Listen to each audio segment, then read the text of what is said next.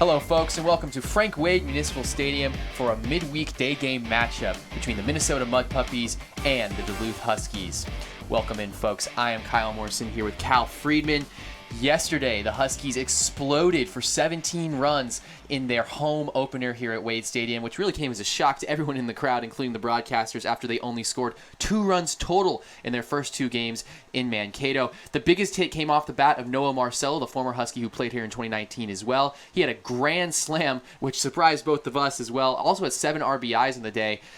Cal, what do you make of the offensive explosion yesterday? Well, it was much needed after they only had 1 hit and were shut out in that last game at Mankato. The extra base hits came to life. You had a couple RBI doubles, that grand slam by Marcello. Huskies only hit 2 home runs here at Wade Stadium last season, so it's good to already have them hit 1. And for Marcello, he earns Northwoods League Player of the Night honors, well earned. Noah Marcello now leads the Northwoods League in RBIs with 8 RBIs on the year. On the mound, the Huskies got a second straight quality start from their starting pitcher. Patrick Minor went out there and threw 5 strong quality innings a day after Jake Hamilton did the same in Mankato. Some positive signs on the mound for the Huskies. Yeah, much needed for Patrick Minor after he was scratched from opening night in favor of Devin Dodson after that rain delay. But a really nice job for him considering the circumstances. Huskies put up 12 runs across those first 4 innings. He didn't really have a lot of time to settle in, but he did a really good job staying in control, using a wide variety of pitches. Only gave up 2 runs on that 1 hit by Brock Larson in the second, but otherwise smooth sailing for the starter.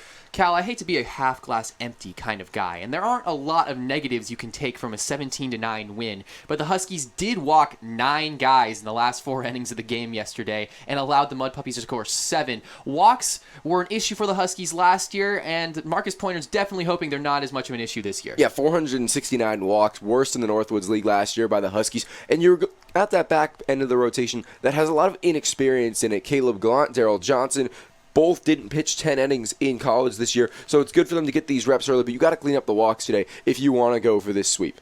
Yeah, it's definitely trying to get those guys reps.